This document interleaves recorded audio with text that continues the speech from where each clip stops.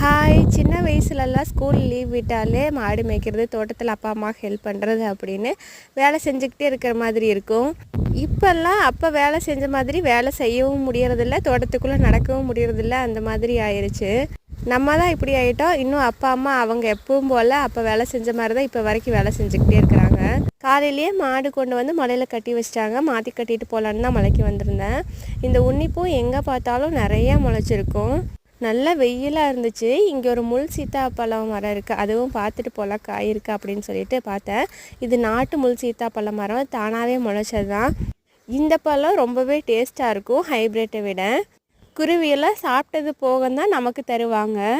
இந்த இடமெல்லாம் நாங்கள் சின்ன வயசில் விளையாண்டுட்டு இருந்தோம். மாடு மேய விட்டுட்டு இந்த இடத்துல நாங்கள் விளையாண்டுக்கிட்டு இருப்போம். நம்ம எங்கே இருந்தாலும் நம்ம சொந்த ஊருக்கு வர்றப்போ நம்மளோட ஓல்டு மெமரிஸ் எல்லாம் நிறைய நம்ம ஊரில் மட்டும்தான் இருக்கும். அந்த மாதிரி தான் எங்களுக்கும்.